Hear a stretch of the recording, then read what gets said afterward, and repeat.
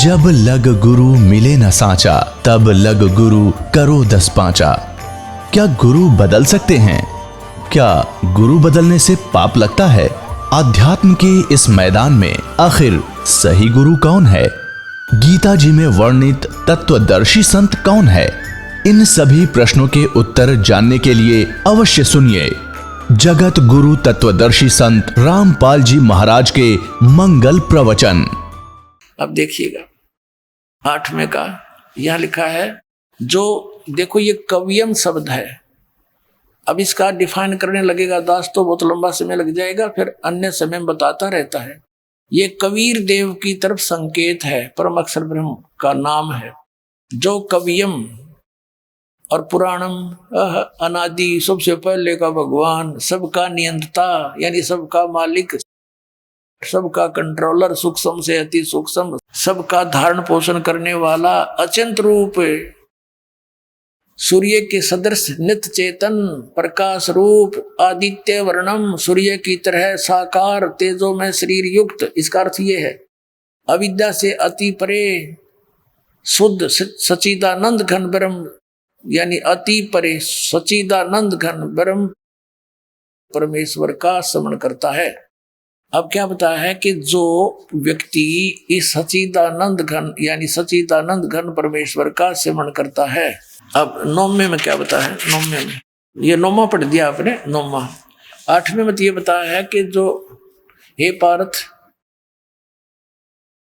पार्थ, ये नियम है कि परमेश्वर के ध्यान रूप योग से दूसरी ओर न जाने वाले चित्त से, ये 8वां श्लोक है, ये 8वां, ये यहां से देखना।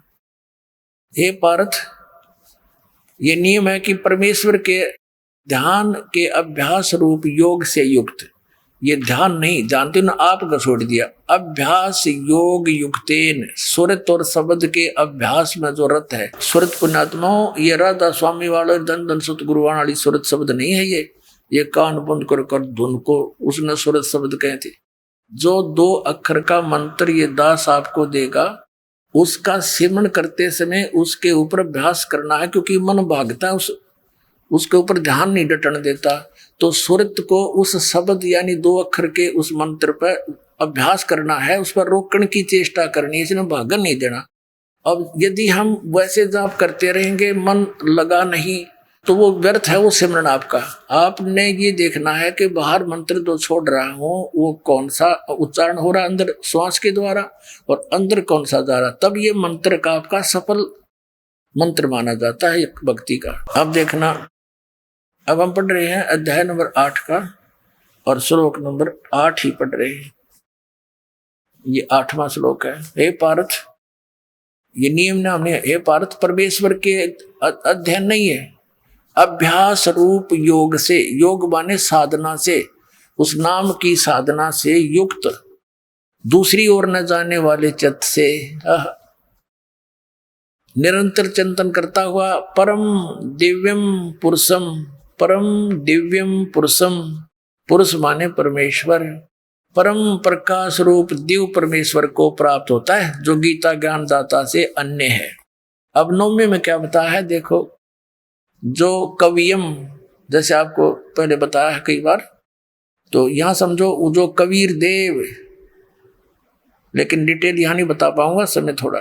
जो कवियम, इन्होंने सर्वज्ञ लिखा है। जो कबीर देव अनादि, सबके नियंता, सूक्ष्म से अति सूक्ष्म, सबके धारण पोषण करने वाले, अचिंत रूप और सूर्य के सदृश नित्य चेतन, आदित्य वर्णम, सूर्य के जैसा तेजो में शरीर युक्त साकार परमात्मा, अविद्या से अति परे, जो किसी के ज्ञान में नहीं है, अज्ञान से परे है, सच्चिदानंद घन परमेश्वर का स्मरण करता है। 8वें 9वें 10वें में कश्यप क्लियर कर दिया।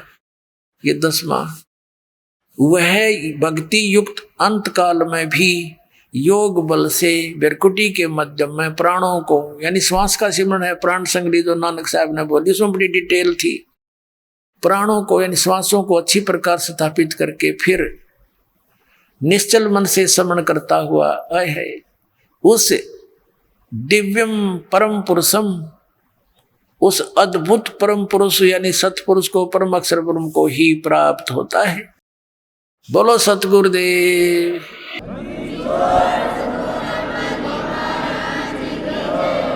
अपने आत्मा ये अपने सदग्रंथ बता रहे हैं। अब इसका मंत्र कौन सा है? इसने अपना तो बता दिया, ओम अक्षर नथिंग एल्स। अब 17वें अध्याय के गीता जी के 23वें श्लोक में कहा है कि उस सच्चिदानंद घन ब्रह्म के पाने का 3 मंत्र का जाप का निर्देश है। नथिंग एल्स, निर्देश माने नथिंग और कुछ नहीं, सिंपल ओनली डायरेक्शन। ये है, देखिएगा 17वें अध्याय का और 23वां श्लोक। ये श्रीमद् भगवत गीता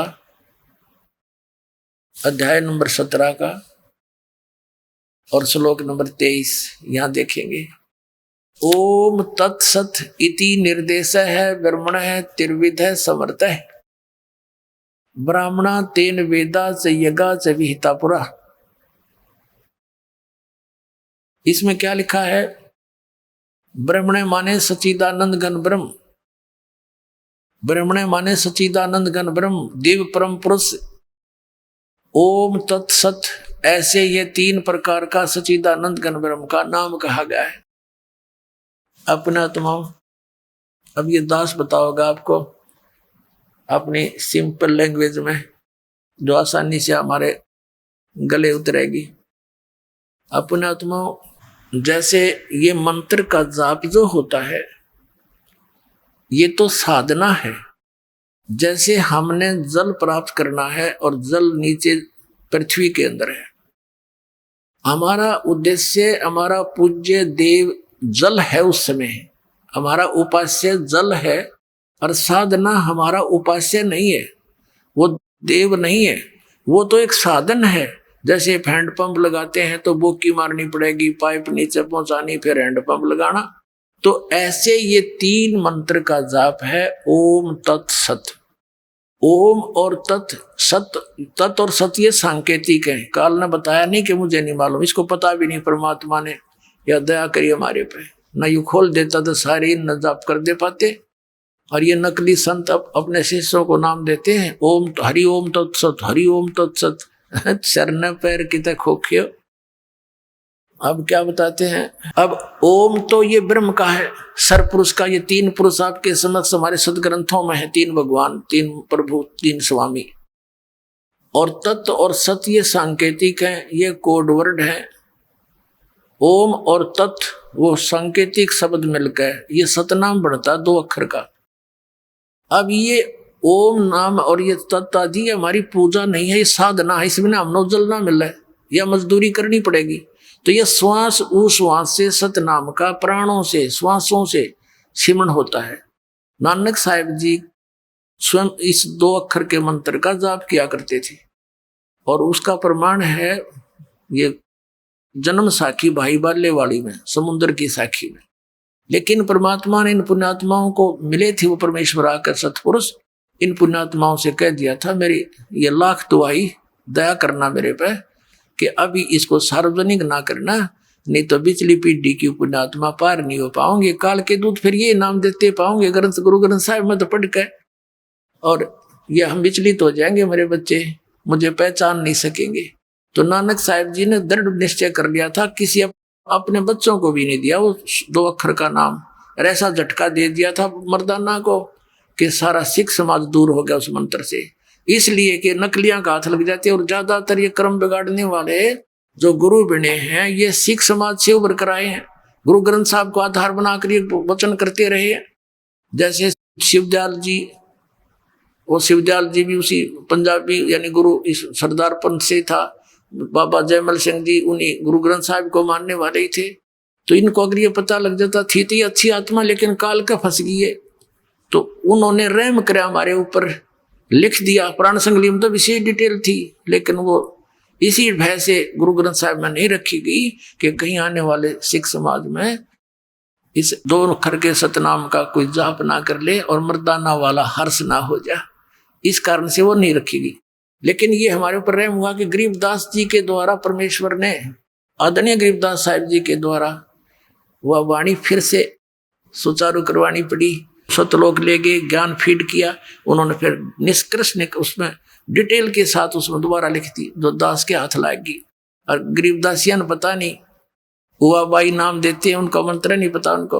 ओनली मेरे गुरुजी के अतिरिक्त किसी गरीबदास पंथ में किसी को इस मंत्र का ज्ञान नहीं था, ये सत्य मान लियो। और मेरे अतिरिक्त उन्होंने किसी को दिया भी नहीं ये मंत्र, 3 मंत्र का।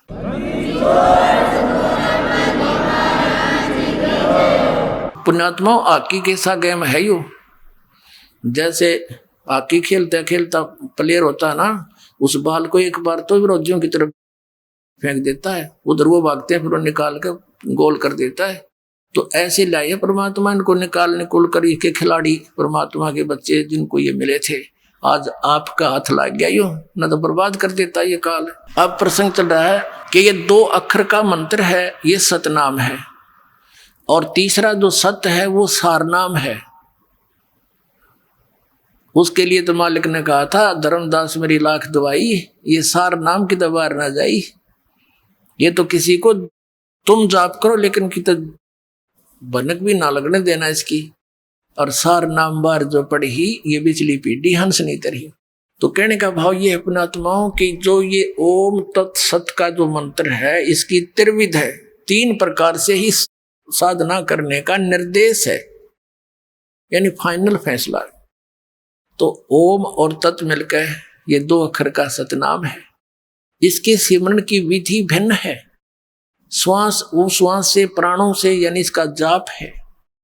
और फिर तीसरा सार नाम आपको दिया जाएगा, वो आपका फिर परमात्मा से मेल कराएगा। अब जैसे हैंडपंप लगाने के लिए बोक्की लगाते हैं, जैसे ये नकली नाम देते हैं ओंकार सतनाम, निरंकार ज्योति निरंजन सतनाम आदि, अकाल मूर्त सब स्वरूपी राम सतपुरुष, ओम नमः शिवाय, हरे राम हरे कृष्ण, ये कोई जाप है?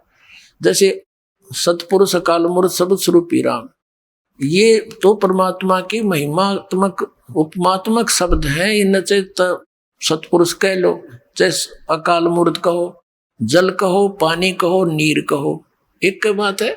उसको तो पाना है हमने, और ये रट्टा लो, अरे जल पानी नीर करते रहो, भगवान पानी मिलेगा, ये कैसे मिलेगा? वो तो विधि अलग है उस जल के पानी की। ये 2 अक्षर के नाम की बोकी लाई जाएंगी जमीन में, ऐसे बोकी मारते हैं, मिट्टी बाहर फेंकी, फिर बोकी, फिर मिट्टी फेंकी बाहर, ऐसे तो ऐसे श्वास उश्वास की बोकी लगेंगी।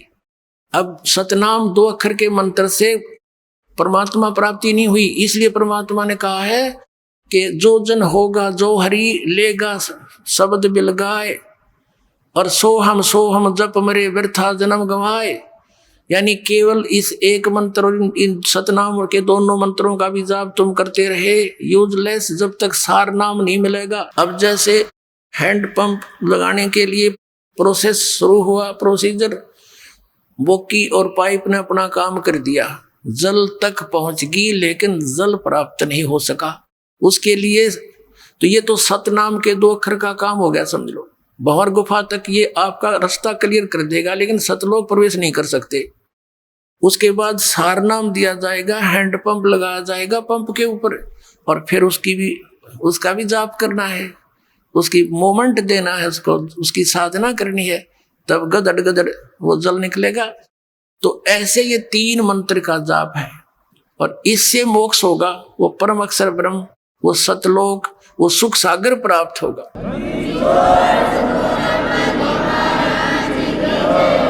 अपना आत्मा जैसे प्रसंग चला है कि सरपुरुष, अक्षर पुरुष और परम अक्षर पुरुष। अब अक्षर का अर्थ होता अविनाशी, लेकिन 15वें अध्याय के 17वें श्लोक में उस अक्षर को रिजेक्ट कर दिया कि उत्तम पुरुष है, श्रेष्ठ परमात्मा तो कोई और है इन दोनों से ने। तो अक्षर पुरुष भी अक्षर पुरुष नहीं रहा। अब जैसे किसी ने अपने बच्चे का नाम कप्तान धर रखा है, वो कप्तान थोड़ा होता है, नाम है कप्तान उसका। तो ऐसे इनकी सतिथि बतानी पड़ेगी थोड़ी सी। ब्रह्मा विष्णु महेश ये तीनों नासवान है। एक ब्रह्मा की आयु कितनी है? जैसे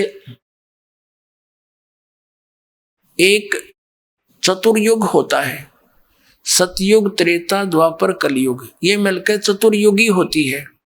और इसकी कुल वर्ष संख्या 43,20,000 वर्ष है। ऐसी 1000 चतुर्युग, 1008 है वैसे, इसमें 14 मनवंतर निकल जाते हैं, 14 इंद्र के शासन खत्म हो जाते हैं और 72 चतुर्युग तक एक इंद्र का शासन रहता है, शासन काल है। तो ऐसे वैसे तो 1008 बनते हैं, लेकिन लंब संप इनको 1000 चतुर्युग देते हैं।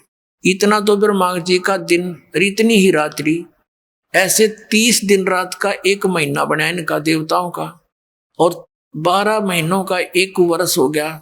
ऐसे बने हुए 100 वर्ष की आयु है श्री ब्रह्मा रजगुण की, और इससे 7 गुनी विष्णु जी की, इससे अधिक, और विष्णु जी से 7 गुना अधिक है शंकर भगवान तमोगुण शिव की।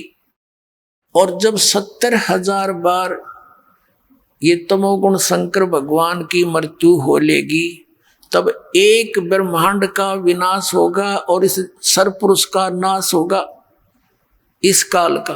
फिर एक ब्रह्मांड के सब प्राणी इसमें आग लग जाएगी, जैसे पृथ्वी के ऊपर सब जल हो जाएंगे जहां जहां भी पृथ्वियां हैं, और फिर एकदम 11 सूर्य और सौरमंडल से घूमते हुए यहाँ आ जाएंगे और इन सब को फूंक डालेंगे।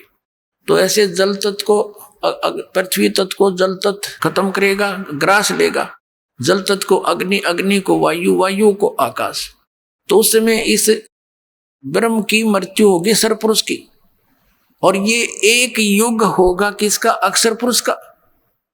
एक युग, ध्यान रखना, क्योंकि ये गणित की रीति से समझना होगा आपने। तो ये सभी प्राणी, और ये दुर्गा भी, काल भी, सरपुरुष, इनका पिता ब्रह्मा विष्णु में, इसका ये सब नष्ट हो जाएंगे परमात्मा के विधान अनुसार। ये एज इट इज प्राणी सब ऊपर को उठ जाएंगे एकदम। जीवात्मा मरती नहीं, लेकिन उसमें पीड़ा बहुत होती है जब अग्नि लगती है, इसमें सब बुरा हाल हो जाता है। फिर ये ऊपर उठ जाएंगे, ये 5 तत्व यही रह जाएंगे, घूमते रहेंगे सूक्ष्म रूप में। ये ऊपर दूसरे ब्रह्मांड में चले जाएंगे, वहां जाकर फिर इन दोनों का, दुर्गा और काल का युवा शरीर बन जाएगा। उसके बाद ये अपना फिर ग्रस्त कर्म से या वचनों से फिर धीरे धीरे अपनी सृष्टि वहां दूसरे ब्रह्मांड में प्रारंभ करते हैं। ऐसे चलता है। तो हमने लेना है समय। तो ये जो 70,000 बार त्रिलोक की शिव की मृत्यु हुई, ये एक बार इस काल की मृत्यु हुई। इसके जन्म और कर्म कैसे अलौकिक हैं, ये किस अपने आप को अजन्मा क्यों कहता है? यहां मर गया, वहां परमात्मा के विधान अनुसार इसकी फिर दोबारा युवा शरीर दोनों का हो जाता है, दुर्गा का और इस काल का। लेकिन जन्म मृत्यु है इसकी। उसके बाद ये एक युग हो गया अक्षर पुरुष का। अब ऐसे 1000 युग का दिन अक्षर पुरुष का, इतनी ही रात्रि, 30 दिन रात का फिर एक महीना हो गया, और 12 महीने का ऐसे उसका एक वर्ष बना। ऐसे जो इस गिनती से, इस रीति से जो उनके एक युग बना, 12 महीनों का एक वर्ष हुआ, और 100 वर्ष की आयु होगी अक्षर पुरुष की, उसका भी नाश होगा। फिर जो कितनी लंबी आयु है। 70,000 बार शिव मर लेगा, एक ब्रह्म की मृत्यु होगी, वो इस अक्षर पुरुष का एक युग होगा। और ऐसे 1000 युग का दिन, इतनी रात्रि, और फिर 30 दिन रात का महीना, 12 महीने का एक वर्ष, और 100 वर्ष की आयु अक्षर पुरुष की, और फिर भी मृत्यु होगी। इसलिए इसको अक्षर भी लिखकर नासवान कहा गया है। एती उम्र बुलंद मरेगा अंतरे, क्यों? क्योंकि सतगुरु लगे न कान, न भेंटे वो संतरे। ओए होए, इतनी लंबी उम्र भी होगी तो भी तेरी अंत में मृत्यु होगी। कारण क्या है कि तुझे वो तत्वदर्शी संत नहीं मिले, और मिले तो तुमने मानी नहीं। जैसे पहले परमात्मा के मिले किनको? आदरणीय धर्मदास साहिब जी को, आदरणीय मलुकदास साहिब जी को, आदरणीय नानक साहिब जी को, आदरणीय दादू साहिब जी को, आदरणीय गरीबदास साहिब जी गांव छुड़ानी जिला जज्जर हरियाणा वाले को, आदरणीय घीसा दास जी गांव खेकड़ा जिला मेरठ उत्तर प्रदेश वाले को। इन्होंने वही डंडोरे पीटे थे, पर मानना नहीं कोई। उनके जाने के बाद ग्रुप जरूर बन गए उनके पीछे, लेकिन उन्होंने क्या बोला था अपनी वाणी में, उसके निकट भी नहीं कोई समाज। ये सत्कर मान लेना। अब क्या बताया कि एती उम्र बुलंद मरेगा अंतरे, सतगुरु लगे न कान न भेंटे वो संतरे। ओहे। अब आपको दास जहां से स्टार्ट किया था वहीं आता है। मन तू चल रे सुख के सागर, जहां शब्द सिंधु रत्नागर। ओहे। इस नमक की बोरी में तो सुख खोज रहा है इस काल के लोक में। वो सुख सागर बूरा की बोरी सतलोक चल, वहां मिलेगी। वहां जाने की विधि बता दी। ये तरीका है संत, पूर्ण संत की खोज और पूर्ण संत की पहचान। और इस 3 मंत्र का जाप तुझे सतलोक ले जाएगा बहुत आसानी से, बहुत सिंपल वे से। नाम उठत नाम बैठत नाम सोवत जागवे, नाम खाते नाम पीते नाम से ती लागवे। नाम से मोक्ष होगा। कलयुग केवल नाम आधारा, सुमर सुमर नर उतरो पारा। कलयुग में जीवन थोड़ा है, कर ले वेग सुधार। और ये हठ योग 2.5 घंटे सुबह 2.5 घंटे सामने, ये कोई तरीका मूर्ख बना रखे। कहते ये योग साधना बने नहीं, केवल नाम आधार। नाम इनके नकली सारे। इन वो कहीं की ईंट कहीं का रोड़ा। हरियोराधा स्वामी वाला ने एक कुणबा जोड़ा। अब झूठे मंत्र कहीं से सिर ले लिया, किसी का पैर ले लिया, भगवान निराकार 5 काल नाम के, और दुनिया मूर्ख बना के बैठा दी। तो पुण्यात्मा अब ऐसे मिलेगा वो भगवान जिन महापुरुषों ने परमात्मा पाया। उनके इतिहास में लिखा, ये 2 अक्षर का नाम जपया उन्होंने। गरीबदास साहिब जी ने कति क्लियर लिखा हुआ है। और गरीबदास साहिब की वाणी इतनी पॉपुलर नहीं बनी, इसलिए ये गुप्त रह गया। और नानक साहिब जी की वाणी तो उसी समय पैरेलल ही लिखी गई थी 200 वर्ष के बाद। और वो तो बहुत पॉपुलर हो गई थी, जन जन पढ़ने लग गया, उसमें तक खोज लेते। वह भी दया विदाता की, इसलिए उन्होंने अलग से प्राण संगली बनाई थी। और एक राजा को कसम खवा दी थी कि मेरा शरीर है, इसको तू संभाल के रखना मेरे बच्चों के लिए, इसको देना नहीं किसी ऐसे व्यक्ति को जो बर्बाद कर दे। लेकिन वहां फिर काल का दाव लग गया। मर्दाना को झटका देना जरूरी था कि कोई आगे चल के इसका जाप ना कर ले। और 5वें गुरु अर्जन देव जी ने सोचा भाई मर्दाना के साथ ऐसी घटना घट गई थी, इस नाम के जाप करने थे, 2 अक्षर के थे। इसलिए प्राण संगली में तो बहुत डिटेल थी, उसने जल प्रवाही कर दी वह सारी। वो तो एक निकाल ली किसी संत ने, उसने ये कसम दिला दी कि जो आप कहना चाहते हो उसको हम अलग रख देंगे, उनको शेष वाणियों को हम पढ़ लेंगे। ऐसा ही कर दिया गया। वो प्राण संगली का अर्थ क्या है, जो श्वास के द्वारा पूरी डिटेल बताई गई थी कि ऐसे सिमरण करना है, इस मंत्र को ऐसे जपना, इसको ऐसे जपना है।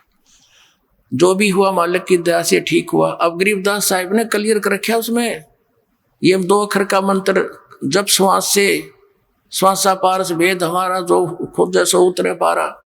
तो ये पॉपुलर हुई नहीं, हरिदास तक इसी पंथ में दास को शरण मिली और इससे ही निकल कर बाहर आया और यह संसार में फैला दिया परमात्मा का तत्व ज्ञान और मोक्ष होगा।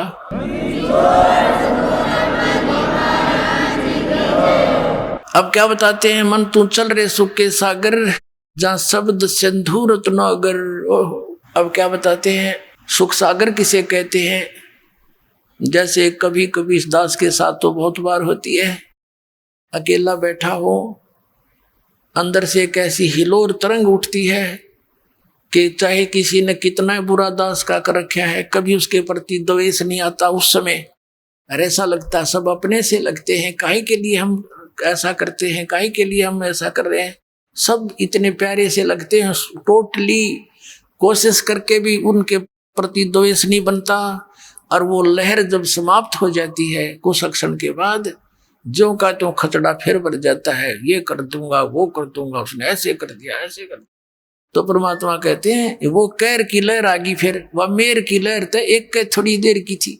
तो कहते हैं वह शंखों लहर मेर की उपजे और कहर नहीं जा कोई, दास गरीब अचल अविनाशी। वो सुख का सागर सोई, वो सचखंड सतलोक, वहाँ परमात्मा रहता है। मनुष्य दृश्य शरीर है, उसके एक रोमकूप में करोड़ सूर्य मिला दे, करोड़ चंद्रमा, ऐसा उसका रूप है। और सभी आत्माएं वहाँ साकार रूप में, हंस रूप में, उनका 16 सूर्य जितना तेजों में शरीर, सुंदर शरीर बन जाता है। नाड़ी और इस हाड़ चाम से बना हुआ शरीर नहीं है, वो नूर तत्व से बना हुआ है। और सारी व्यवस्था वहां पर, बाग बगीचे, सदा बहार वृक्ष हैं, कोई काम नहीं करना, निष्कर्म में वो प्राप्त होती है मोक्ष, वहां पर बिना काम के वहां मिलता है। तो क्या बताते हैं, मन तू चल रे सुख के सागर, मन रे तू चल रे सुख के सागर, जहां शब्द सिंधु रत्नागर। शब्द अर्थ अविनाशी की तरफ, क्योंकि शब्द नष्ट नहीं होता, जैसे शब्द स्वरूपी राम यानी वो अविनाशी परमात्मा। तो वहां पर मोक्ष तेरा भंडार है, वो मोक्ष का, वहां कभी अंत नहीं। मोक्ष यानी अमरत्व का अंत नहीं। सागर जैसे समुद्र में जहां तक भी देखो वहां तक जल ही जल दिखाई देता, जब 200 किलोमीटर चला जाता है इंसान जहाज में बैठ के, दूसरी वस्तु दिखाई नहीं देती। ऐसे उस परमात्मा के सतखंड के अंदर सुख ही सुख, सुख ही सुख, वो सुख सागर, सुख का समुद्र है। फिर क्या बताते हैं, यदि तू यहाँ कुछ ढूंढ रहा है सुख, या तो नमक की बोरी है। कोट जन्म तन भर मत होगे, कुछ ना हाथ लग्या रे, कुकर सुकर खरव्या बोरे, कौआ हंस बुगारे। कोटि जन्म तू राजा की, न मिटी न मन की आशा, भिक्षक ओके दर दर घूम लिया, मिला न निर्गुण रासा। कोटि जन्म तू इंद्र कुबेर ईश की पदवी, ब्रह्मा वरुण धर्म राया, विष्णुनाथ के पुर को जाके तू फिर भी वापस आया। इंद्र कुबेर ईश की पदवी, ब्रह्मा वरुण धर्म राया, और विष्णुनाथ के पुर को जाकर तो फिर भी वापस आया। इंद्र कुबेर, इन ब्रह्मा विष्णु महेश की पदवी भी तुमने कई बार पाली, और फिर मृत्यु यही बिरान माटी दुर्गति तुम्हारी फिर हो रही है। तो क्या बताते हैं, असंग जन्म तन मृत्या होगे, जीवित क्यों न मरे रे, द्वादश मधुमैल मठ बोरे, बहुर न दे धरे रे। अभी तक सभी 10वें द्वार के ही गीत गा रहे हैं ऋषि, मैं ऋषियों तो लेकर ये राधा स्वामी और धन धन सतगुरु जितने आज तक के पंथ है। और परमात्मा कहता हो तो 12वें द्वार में मालिक पाओगा। 12वें द्वार को पार करके हर एक आधा कबीर पंथी ने किता कबीर साहब की वाणी में 11वां द्वार पढ़ लिया, उससे के गीत गा रहा है, बस मेरे जैसा ज्ञान पृथ्वी पर नहीं है, बस वहां 11वीं खिड़की पाएगी इसने। अरे 11वीं और 12वीं खिड़की नाम से ही सर्वश्रेष्ठ हो गया ज्ञान।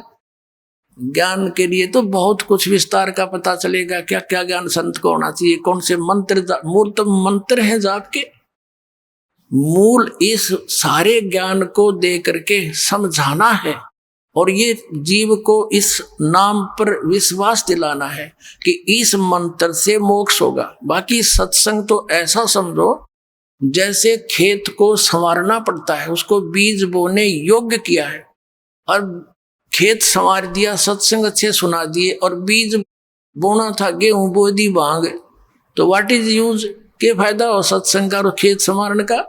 अब सतनाम और सारनाम से मोक्ष होगा, अर्धे ये उठ पटांग मंत्र, तो यहाँ फेल हो जाएगा वो नकली संत। अब ये जड़ है, इस मंत्र नाम बिना मोक्ष हो ही नहीं सकता, चाहे कितनी बात बना ले, और अधिकारी से प्राप्त हो, अनधिकारी से काम करें। एक छोटा सा ड्राइविंग लाइसेंस बनवाते हैं, चालक प्रमाण पत्र, अगर वो डुप्लीकेट है तो उसमें ब्रेन माटी हो जाए, वो ही नहीं चलेगा आगे। तो और ये जाना सचखंड।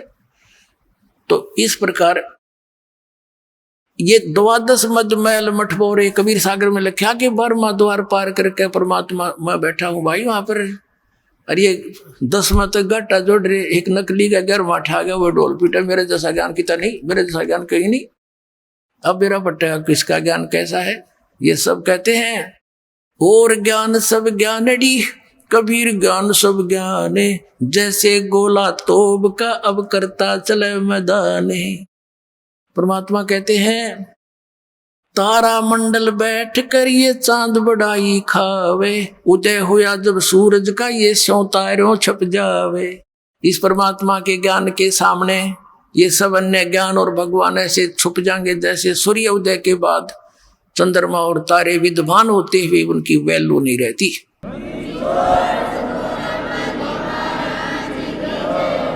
कोट जन्म तन भर मत होगे, जीवित क्यों न मरे रे। 12 मध्य 12वें द्वार के मध्य महल मठ बोरे, वो सतलोक महल है, वो मठ है, वो स्थान है।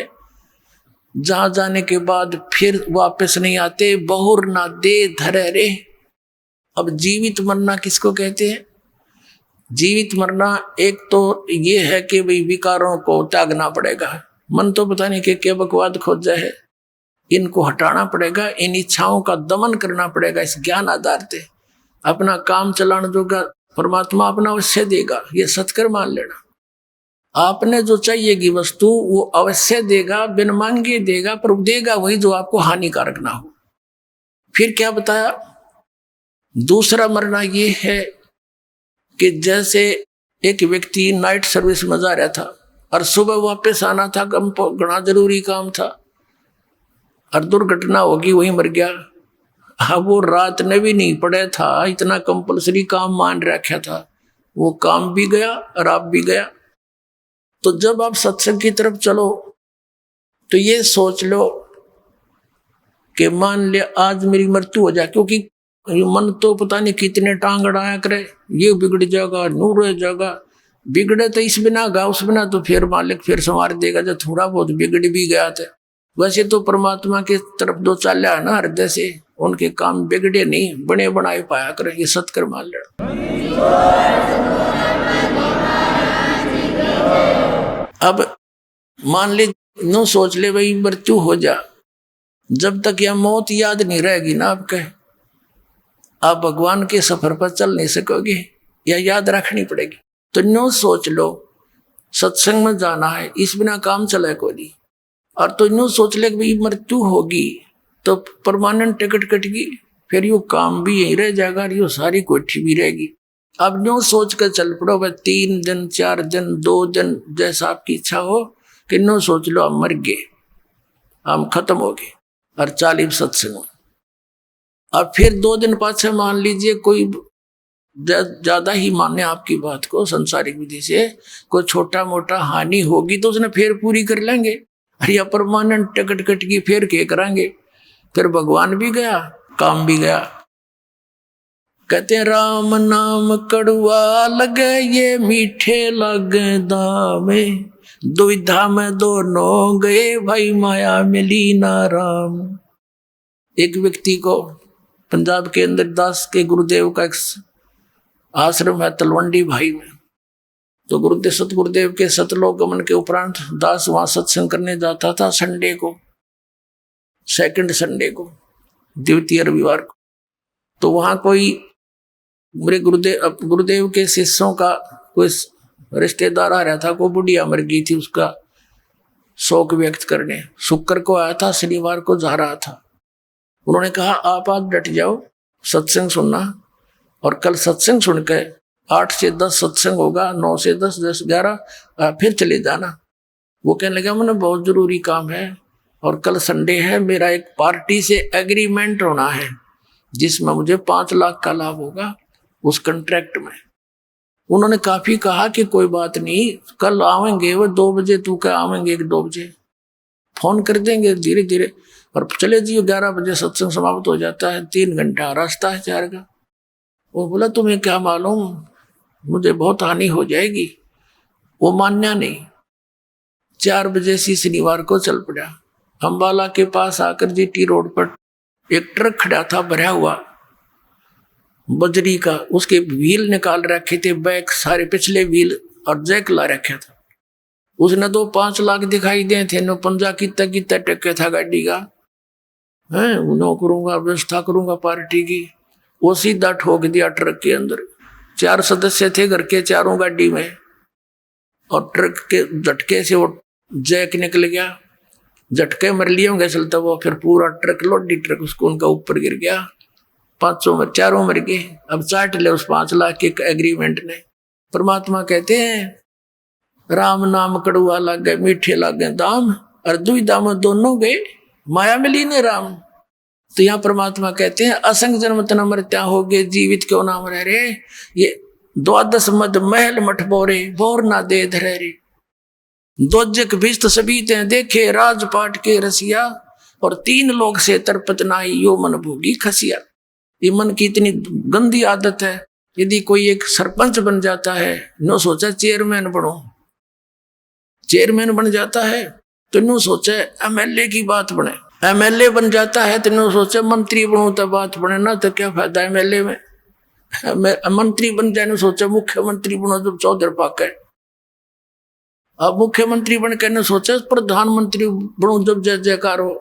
इतने टिकट कट लिया गधा संतरी बना पाओ फिर कितने क्या कुत्ता संतरी बड़ा सैर फिर पर टेक रहे।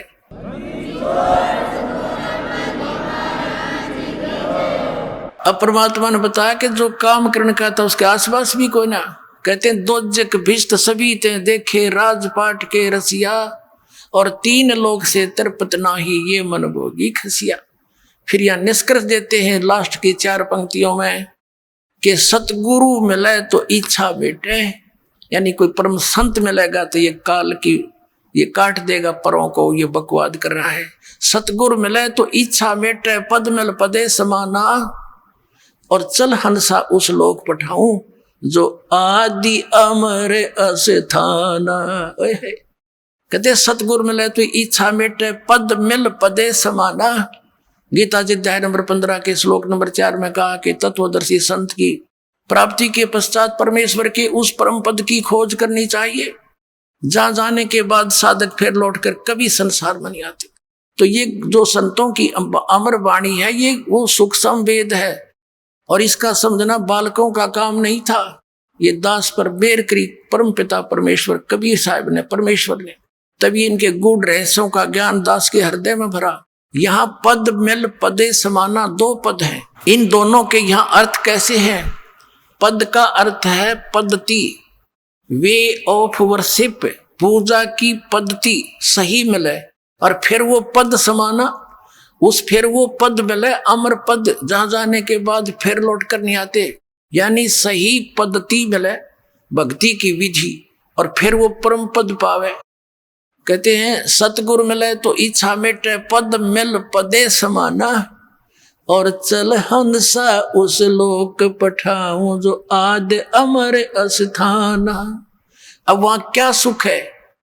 4 मुक्ति जा चंपी करती माया होरी दासी, दास गरीब अभय पद पर से वो मिले राम अविनाशी। 4 मुक्ति, ये नकली सुख, 4 मुक्ति तुम्हारी होती है, स्वर्ग में जाते हो, वो खत्म हो जाती है। वो सुख तुम्हारे चरणों में सतलोक में सदा पड़ा रहेगा, और वो परम अक्षर ब्रह्म मिलेगा जो हम साधना बताएंगे। बोलो सतगुरुदेव की।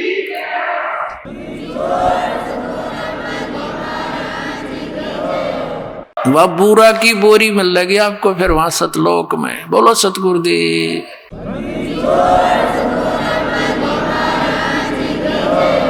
परम पिता परमात्मा पूर्ण ब्रह्म सारी सृष्टि के रचनहार कबीर परमेश्वर जी, ये हम सभी आत्माओं के जनक हैं, हम सब के पिता हैं।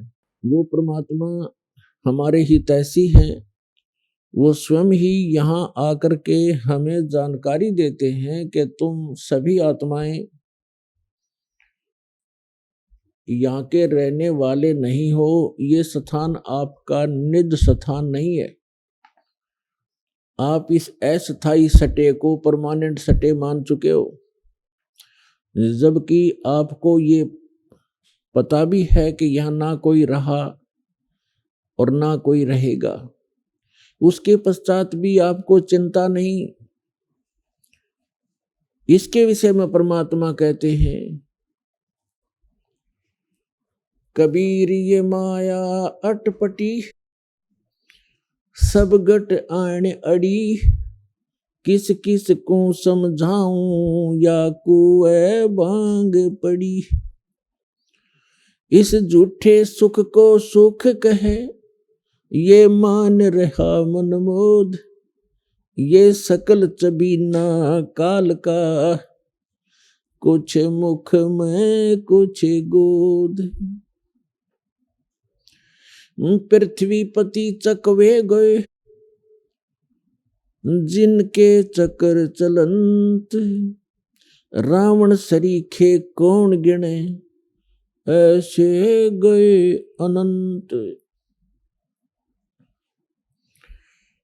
परमात्मा हमें याद दिलाते हैं कबीर परमेश्वर जी के आप जिस लोक में रह रहे हो ये लोक ठीक नहीं है। यहाँ पर आप कोठी बंगले बनाने में, कार और अन्य संपत्ति की व्यवस्था करने में पूरा मानव जीवन लगा देते हो और उस दौरान आपके साथ ना जाने कितनी घटनाएं घट जाती हैं, कितनी आपदाओं का सामना आपको करना पड़ता है। किसी का पुत्र मर जाता है, किसी की पुत्री विधवा हो जाती है, किसी को किसी व्यवसाय में घाटा होने से टेंशन का सामना करना पड़ता है। कोई भी प्राणी इस 21 ब्रह्मांड के जो काल का लोक है इसमें कोई सुख ही नहीं है और कोई स्थायी नहीं है। परमात्मा से परिचित जो महापुरुष हुए हैं उन्होंने और स्वयं परमेश्वर कबीर जी ने आकर के यहाँ की वास्तविकता हमें बताने की चेष्टा की है, लेकिन हम अज्ञान से इतने परिपूर्ण हो चुके थे कि हमने परमात्मा के उस ज्ञान को स्वीकारा नहीं। अब दया करी है परमात्मा ने आप जी को पहले शिक्षित किया।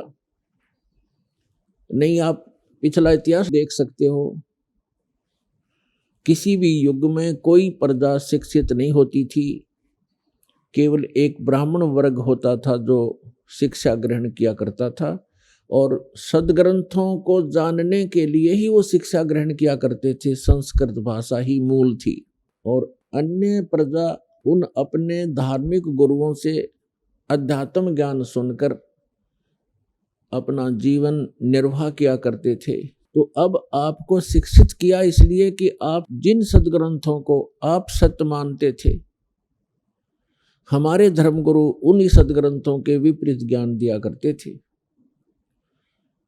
उसको कहते हैं शास्त्र विधि त्याग कर मनमाना आचरण। आइए अब हम उन श्रद्धालुओं के अनुभव जानते हैं जो जगत गुरु तत्वदर्शी संत रामपाल जी महाराज जी से दीक्षा प्राप्त कर चुके हैं तथा उनके द्वारा बताए गए भक्ति मार्ग पर चल रहे हैं। जी नमस्कार। नमस्कार जी। क्या नाम है सर आपका? मेरा नाम संजय मदन भांदुर्गे। संजय जी, कहाँ से आए हैं आप? मैं जिला वाशिम महाराष्ट्र से आया हूँ जी। सर क्या काम करते हैं आप? मैं पेशे से प्रोफेसर यानी शिक्षक हूँ। सर संत रामपाल जी महाराज की शरण में आने से पहले आप क्या भक्ति साधनाएं करते थे?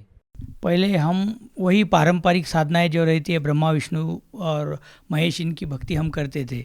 जैसा कि हमारे कुल देवता शिव जी थे तो उसकी वजह से हम सावन में जो भी पूजाएं होती है आमतौर पर वो हम करते थे।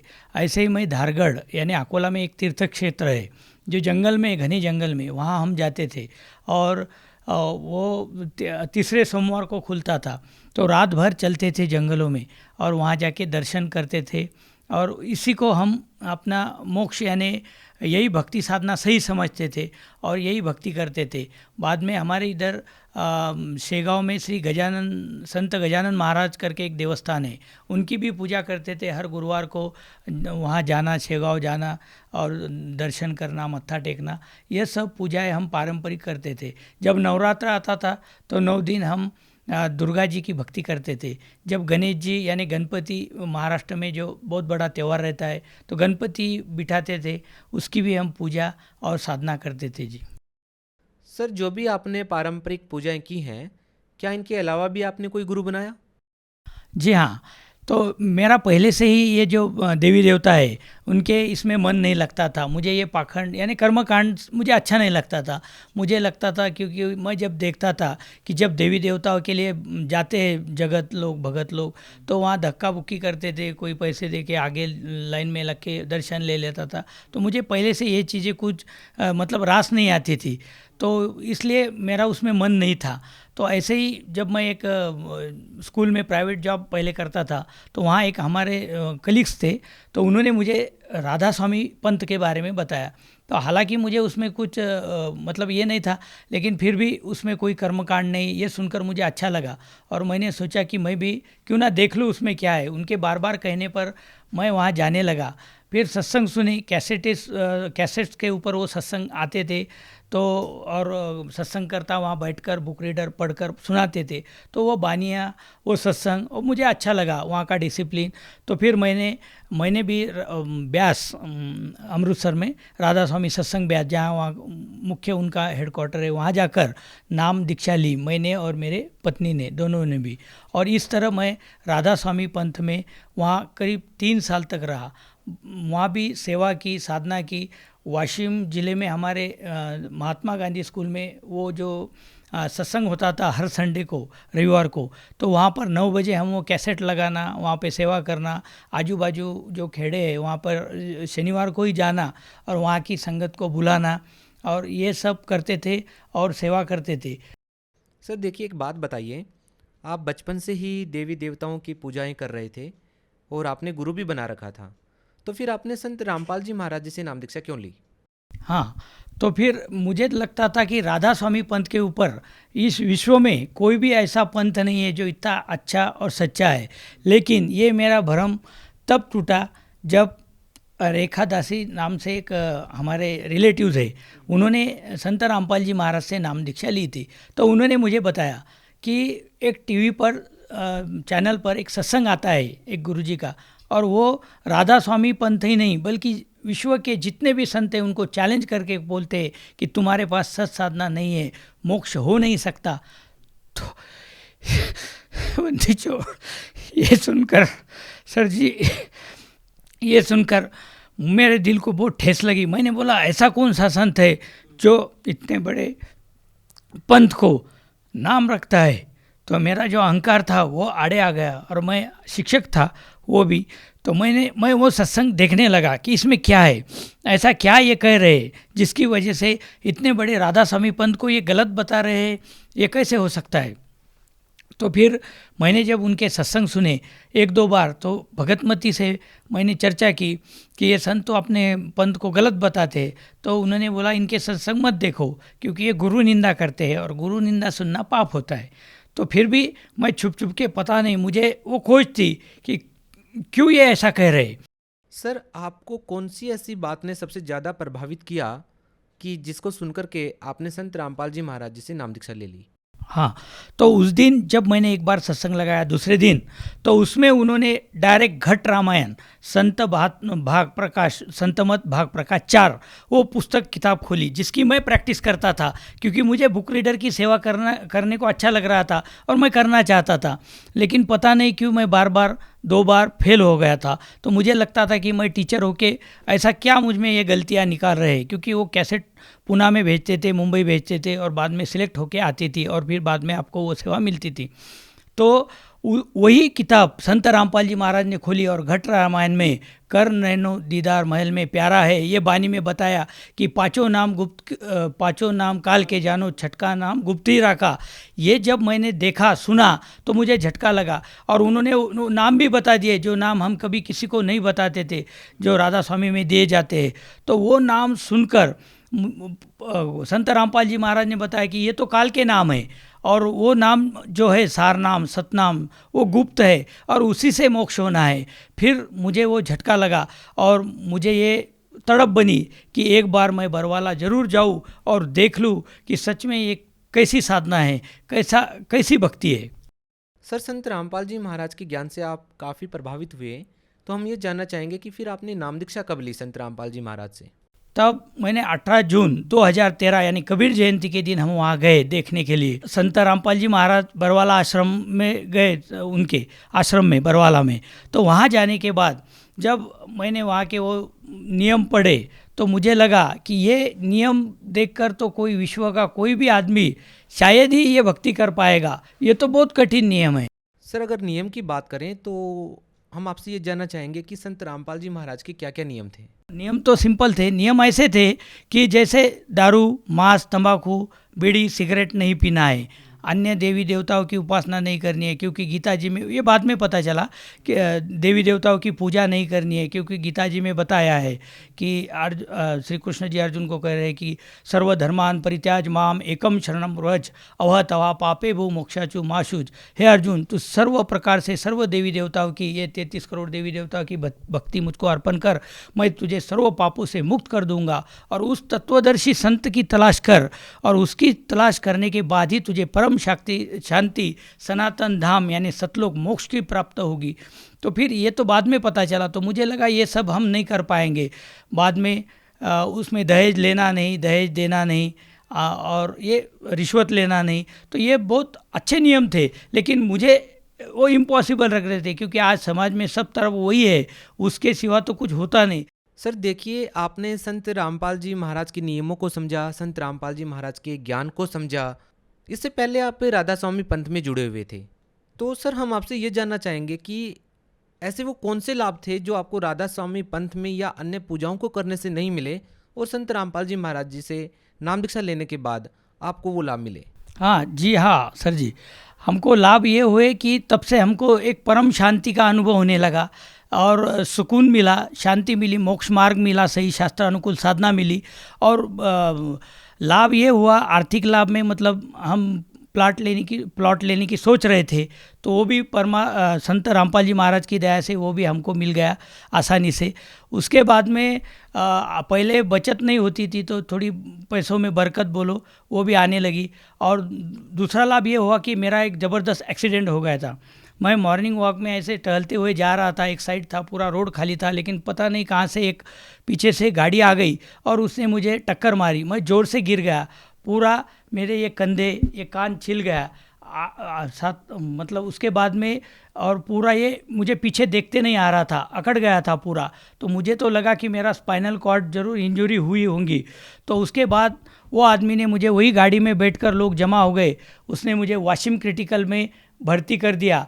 तो मैंने बोला मुझे कुछ नहीं होगा, आप सिर्फ मुझे एक इंजेक्शन दे दो, मेरे गुरु समर्थ है, मुझे कुछ नहीं होगा, सिर्फ संत रामपाल जी ये मेरे समर्थ गुरु है, मैं मर नहीं सकता, आप मुझे एक गोली दे दो और छोड़ दो। तो बोले ये आप कैसे कह रहे हैं, आपको बहुत मार लगा हुआ है, पूरा खून बह रहा। मुझे तो लगा था एक बार मेरा कान टूट गया होगा। मैं कान ऐसा हाथ में पकड़ के रखा हुआ था, पूरा लाल हो गया था शर्ट वगैरह। फिर वो बोले नहीं नहीं, आपको तो बहुत मार लगी है। हम एक सिंपल डॉक्टर के पास गए, तो वो बोले ये बहुत मार है, इनको क्रिटिकल में ले जाओ। तो वाशिम क्रिटिकल में मेरे को लेकर गए। तो वहाँ जाने के बाद वहाँ के कंपाउंडर भी बोल रहे थे कि अंकल ये आप इतना सहन कर रहे हो, ये कोई भी 4 व्हीलर का इतना मार कोई भी सहन नहीं कर सकता। मैंने बोला हमको कुछ नहीं होगा, क्योंकि हमको नाम दीक्षा और संत रामपाल जी से गुरु दीक्षा मिली हुई है, और उसकी वजह से हमको कुछ नहीं होता, आप ड्रेसिंग कर दो और छोड़ दो। तो वो 2 दिन की बात कर रहे थे, लेकिन मुझे संत रामपाल जी की दया से 1 दिन में ही छुट्टी हो गई जी। और उसके बाद एक बार मेरी 3 साल की बच्ची थी, तो वो ऊपर से सीढ़ियों से, मतलब पहली सीढ़ी से गिरी थी। 10-12 सीढ़ियाँ वो लुढ़कते हुए आई, सीढ़ियाँ खड़ी थी, लेकिन और वो थोड़ी देर के लिए बेहोश हो गई, मतलब 10-15 मिनट के लिए बातें नहीं कर रही थी, इधर उधर ऐसी गर्दन डाल रही थी। तो मैं तो पूरा घबरा गया था, लेकिन संत रामपाल जी महाराज की दया से उसे फिर हम हॉस्पिटल लेके गए, कानडे हॉस्पिटल वाशिम में है बच्चों का। वहाँ जाने के बाद उन्होंने सलाइन देकर 2 दिन में बच्ची को सिर्फ 2000 रुपये बिल आया, और उसको कुछ भी नहीं हुआ। नहीं तो पहले तो सब बोल रहे थे कि बच्ची का बचना मुश्किल है। तो वो एक लाभ हो गया। उसके बाद में सर जी एक और लाभ हुआ, मेरी भगतमती को 2 किडनी स्टोन थे दोनों किडनियों में, एक 9 mm एक 12 mm। तो पहले दर्द होता था, लेकिन एक बार संत रामपाल जी महाराज से प्रार्थना लगाई कि हे मालिक ये ऐसा ऐसा प्रॉब्लम है, तो आप ठीक कर दो। तो परमात्मा ने बोले बेटा भक्ति करो, संत रामपाल जी महाराज ने बोला भक्ति करो, परमात्मा दया करेंगे। तो उसके बाद में उसका वो दर्द भी आज तक नहीं हुआ। उसकी वेन भी एक ब्लॉक थी, उसको मतलब हर महीने 2-4 महीने भी वो कभी भी गोलियां ख़त्म नहीं होती थी कि दूसरी बीमारी पहली ख़त्म कि दूसरी चालू, पहली ख़त्म, ऐसा चालू रहता था। तो फिर वेन ब्लॉक हो गई, फिर उसको भी नागपुर दिखाया, औरंगाबाद दिखाया, जितने भी है डॉक्टर न्यूरोलॉजिस्ट है, कोई बोलता था इधर ब्रेन को दिखाओ, चेस्ट वाले को दिखाओ, हार्ट वाले को दिखाओ, न्यूरोलॉजिस्ट को, सब किए, लेकिन वो भी अब उसको चक्कर आते थे। वो भी अब संत रामपाल जी की दया से वो भी दर्द उसका पता नहीं कहाँ चला गया, वो भी अब कम हो गया। तो इस तरह बहुत लाभ हो गए। सर देखिए, आप प्रोफेसर हैं, कॉलेज में इंग्लिश पढ़ाते हैं, तो हम आपसे ये जानना चाहते हैं कि आपका बाबाओं के ऊपर इतना विश्वास कैसे है? क्योंकि आप मेडिकल सुविधाएं ले सकते हैं आज के युग में, तो आप शिक्षित होने के नाते हम आपसे ये बात पूछ रहे हैं कि आपका बाबाओं के ऊपर, खासकर संत रामपाल जी महाराज पर आपका विश्वास इतना कैसे है? सर जी, मेरा भी ऐसा ही पहले मानना था, क्योंकि जो हम आम समाज में धारणाएं देखते हैं कि बाबा लोग लूटने के लिए होते हैं, और अभी तो ये मीडिया में जो इनके कांड आते हैं तो ऐसा लगता है कि सचमुच बाबा वगैरह कुछ नहीं, बस घर में रहो, भक्ति करो। लेकिन जब संत रामपाल जी महाराज का ज्ञान सुना, उनके प्रूफ देखे, तो मतलब और उनका जो बिहेवियर है, मतलब उनकी जो भक्ति साधना है वो इतनी ऑथेंटिक है, इतनी शास्त्रानुकूल साधना है कि आप उसे मना कर ही नहीं सकते।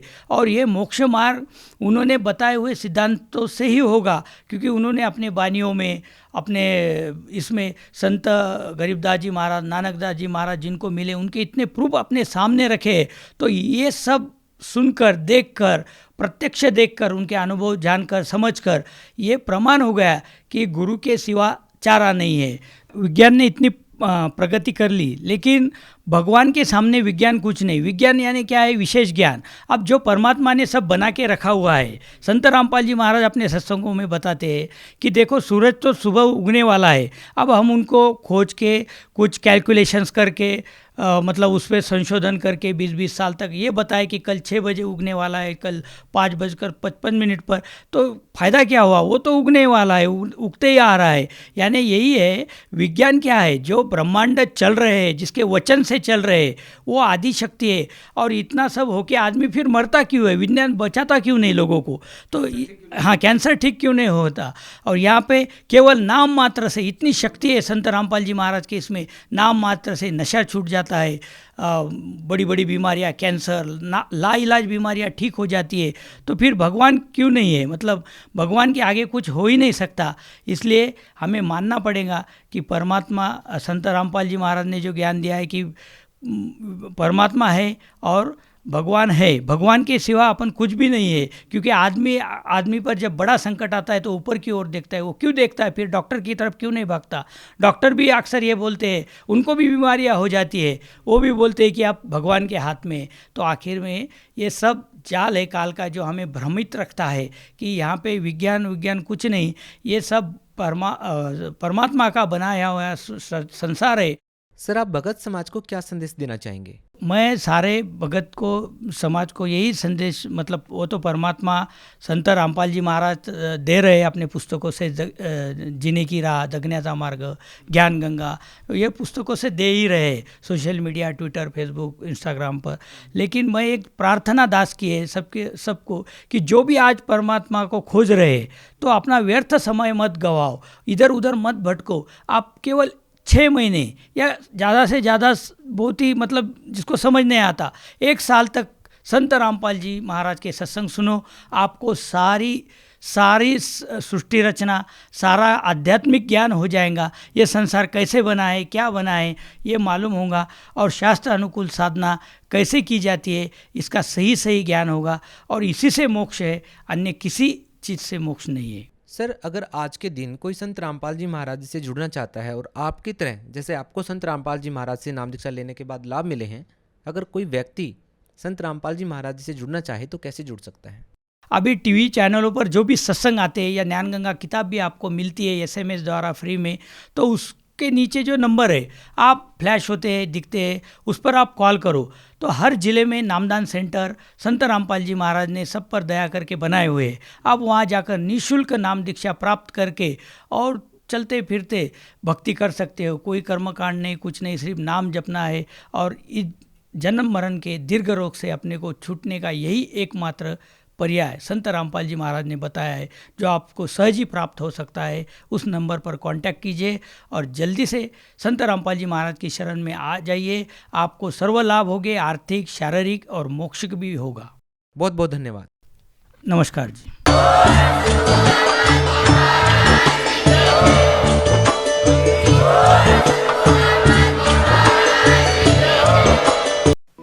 आप सुन रहे थे जगत गुरु तत्वदर्शी संत रामपाल जी महाराज के मंगल प्रवचन।